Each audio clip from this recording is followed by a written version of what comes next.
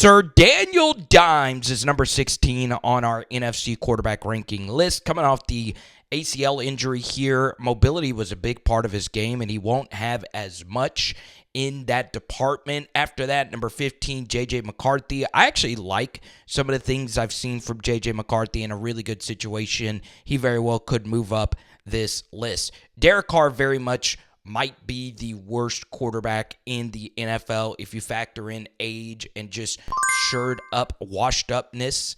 I didn't really make a whole lot of sense. That kind of is the same thinking with the New Orleans Saints, because right here, Derek Carr takes one of the worst sacks you'll ever see and simultaneously getting hurt.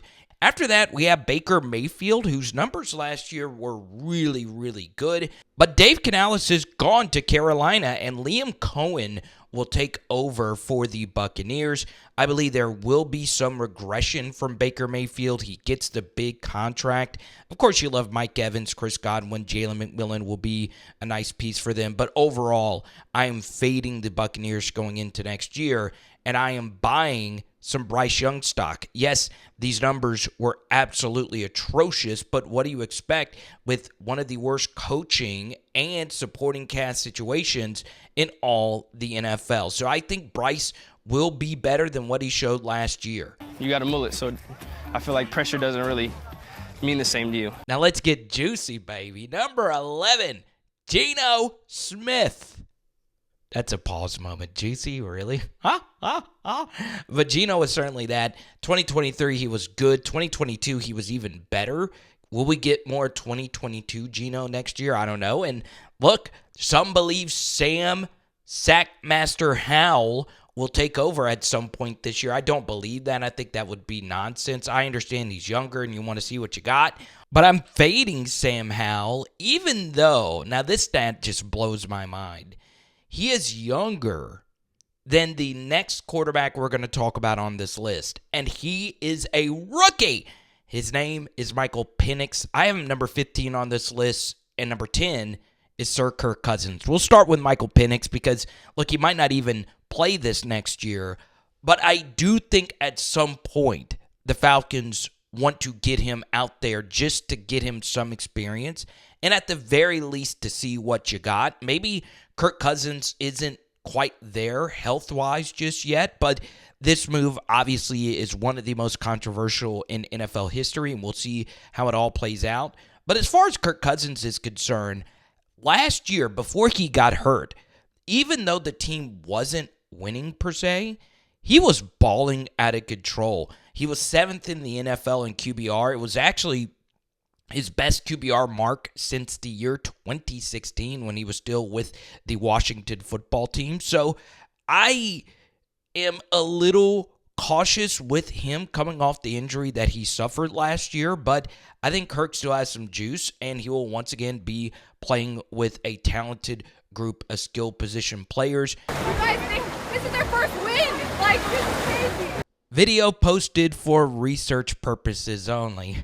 But that was Jared Goff's girlfriend in 2021 celebrating the Lions' first win of the season, which came pretty late. And look at how far they've come. And you've seen Jared Goff's numbers right there. And even the advanced statistics look even better. He was number 10 in PFF grade, number 11 in QBR, number 11 in EPA per dropback. So I should probably have Jared Goff higher on this list because the shocking decision of Ben Johnson not to take a head coaching job and come back to run it back with the Lions was such a major W for Goff, who, by the way, gets a nice contract during this offseason. The only reason I'm fading Goff here is because of his situation, right? Top 5 right tackle in the NFL, top 5 wide receiver in the NFL, best rookie tight end maybe ever, one of the best rookie running backs ever, and of course, a really good head coach who's aggressive, and of course, Ben Johnson. That's why I'm fading Goff here at number 9, because those things prop him up. The guy is already throwing the football, wide stance, bad feet. Jennings has 5 more yards to go, and he's just going to end up lofting this and throws a perfect dime over Jordan Hicks. So this will be the ranking that generates the most hate, and I get it, but Brock Purdy has been absurdly lucky getting away with interceptable passes such as that one. And the NFC Championship game, I'm not even going to show you the Brandon Ayuk play. He was really good when it mattered. And by the way, I've been labeled a Brock Purdy hater for quite some time on my football card show as a part of the nooffseason.com network. I'll link it down below. But anyway you slice it, Brock is overrated. Even though he lapped the field in EPA per dropback, as you can see, versus NFL via NFL ELO. When it comes to just basic counting stats, touchdown interception ratio, QBR, the dude was fantastic. And all his weapons essentially are coming back. Trent Williams, George Kittle, obviously Deebo Samuel, Brandon Ayuk. You add in a Ricky Pearsall, and you still have Kyle Shanahan. I just believe some regression will happen. That was a sack that shouldn't have been taken. He should have thrown that ball to Deebo on the deep over. I understand Brock is really good. I understand he's a good processor. I understand he's pretty good athletically. You see what I did there? But the bottom line is I do see some regression happening here, and I do think another Brock is in the works. That video is floating in the top right corner of your screen. So now we get to the most exciting quarterback on this list, and his name is Kyler freaking Murray. I actually had Kyler 2 slots ahead. I had to fade him just a bit because of the injury concerns with him, but when he's on, he's on. And look, there's not a more exciting play-per-play quarterback in the NFL, and this 2-point conversion is still the greatest 2-point conversion I think I ever seen. So you look at his games last year, there really wasn't a game that he was just outright bad. There wasn't, I guess you could say, one where he was absolutely spectacular. There weren't any 300-yard passing games. But what was interesting is him coming off the injury, he was actually semi-mobile in all the games that he played last year. He was able to get that 30 to 40-yard rushing mark pretty much every game, and I still think now that he is fully healthy, you're going to get a little bit more of these type of plays, these 50, 60-yard runs that everyone compares him to Super Mario. So you add Marvin Harrison into the mix. You add Trey McBride, who is a top 5 dynasty tight end. I think Kyler Murray here at 7 could be another QB that works his way up on this list. And yes, indeed, he scored. Most watched quarterback in the NFC this year will be Caleb Williams because of all the hype. And I'm buying into it. I really do believe he can be so freaking special. And the truth here, when it comes to just talent, arm talent, mobility, you mix all of that in there, decent size, not absolutely great size. But once again, the bottom line, if everything were to hit, he will be number 1 on this list. And in Chicago, he's going to be in an absolutely incredible situation with Keenan Allen, with DJ Moore, with Rome Odunze, and an offensive line that should be improved. And of course, we started off there with 2 interceptions versus Notre Dame. Now we get to the good. I mean, some of these throws are simply breathtaking, and the first one was from 2023. This one was from 2022. Take a look at this end zone angle shot right here from Caleb Williams, a guy right in his face, get him off you, another guy right in your face, you deliver an amazing ball over the middle of the field. He might be the most talented quarterback in the NFC. So everything has to hit. Obviously, there's going to be some maturation. This list is more for this next season. So number 5, I'm going with Jordan Love, but I feel like these next 2 I got completely wrong. I feel this guy is a no doubt top 4, probably closer to top 3 QB in the NFL. And if I were the Green Bay Packers, I would just go on ahead and pay the guy. Get it over with, because it does look like he is the real freaking deal. And this next series of throws versus the Dallas Cowboys was a perfect encapsulation of this Green Bay offense. So many different young receivers, so many different young tight ends, a bunch of different creative play calls. I really love this, bringing in the extra running back to block Micah Parsons and giving him a deep over route to throw to. As you can see, the play calling does help out Jordan Love quite a bit, but the athleticism is really off the charts. So, if there was one thing I would say that concerns me just a bit, I feel like there's too many pass catchers, if that makes sense. I would like a smaller group for him to get in a better rhythm with a certain group, but that's not here nor there. We've already done a film study on him, so check it out. You take advantage of the moment. How freaking cool is this? Saquon Barkley and Jalen Hurts in the same backfield? Are you kidding me? And I understand no more Jason Kelsey. Does this mean the tush push is no longer as effective? I mean, this offense felt discombobulated with Brian Johnson as the offensive coordinator. And look, let's call a spade here. Brian Johnson had never really called plays before last year, and he was replacing the great Shane Steichen in Philly. It was just a mess, and Jalen Hurts was there to clean it up. And I understand. You have to worry about the frustration you see from time to time with A.J. Brown.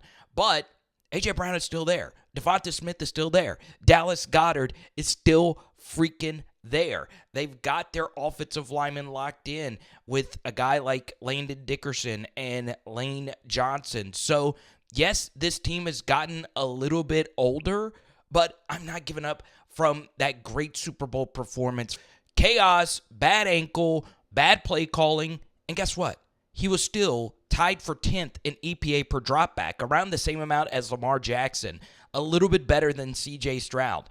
And on top of that, QBR wasn't that much worse. He was 12th in the NFL in that category. So we've reached the top 3, and I'm giving you a warning label right now.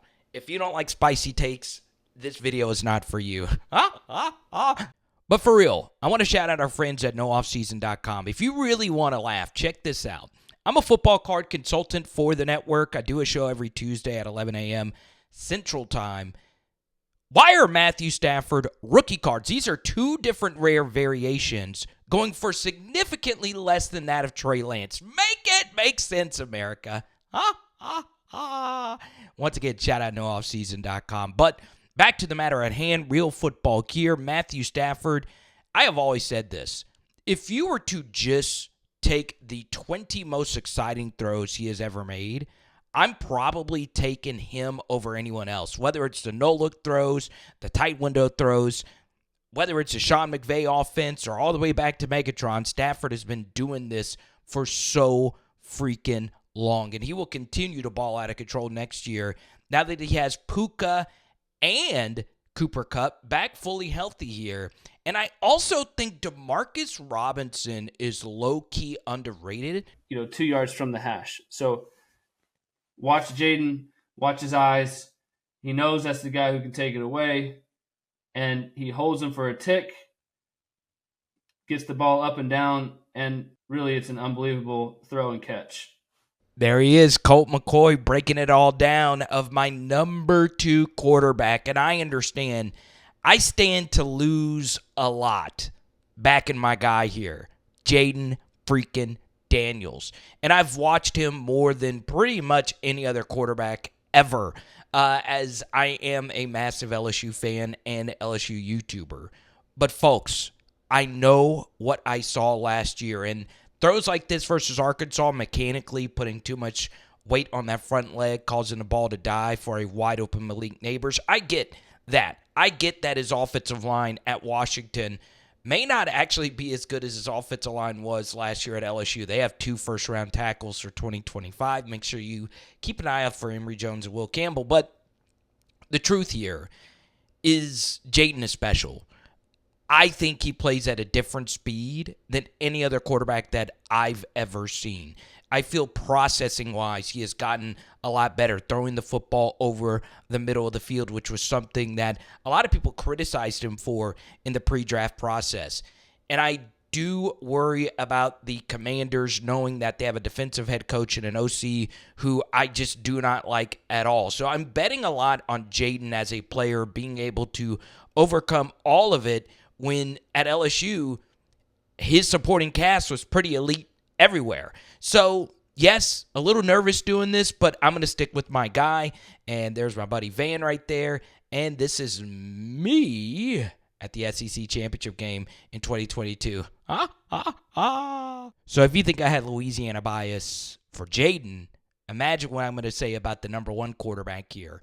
Dakota Rain is the best signal caller in the NFC. Shout out to the 318. And look, you can make a case for any of the top 7 QBs on this list. Heck, top 8. I can hear out a case for Brock Purdy. Caleb Williams very well could be the number 1 guy, like we mentioned earlier. But for right now, Dak is that dude. And I understand what a lot of you want to say. Well, what about the playoffs? Screw the freaking playoffs. It's the Cowboys. It's a curse that he may never get over. And here's the thing. Dak very well could be with a new team next offseason because any franchise would be smart enough to fully extend and pay a QB that was number 2 in EPA per dropback, a QB that was number 2 in QBR and has been in the top 5 of season QBR 4 separate times in his career.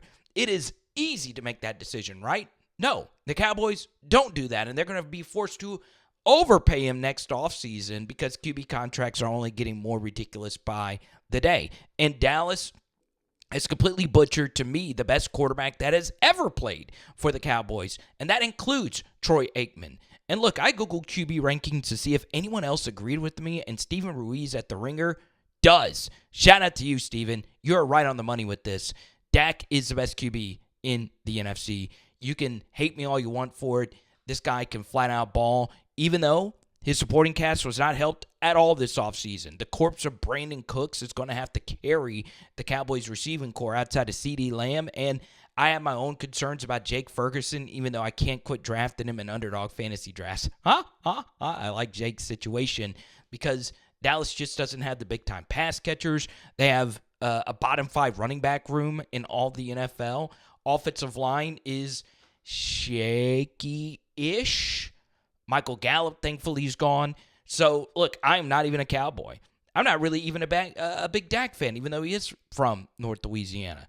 The bottom line is the dude can flat out sling it, and he's going to prove it again this next year, even though things aren't going his way. Now, if you agree or disagree with any of the rankings, feel free to drop a comment below. And if you want to see the AFC, let me know. Floating in your face, some film studies. Check it out. It is Power Hour NFL. Boom! And tonight we are doing salmon. Let's go.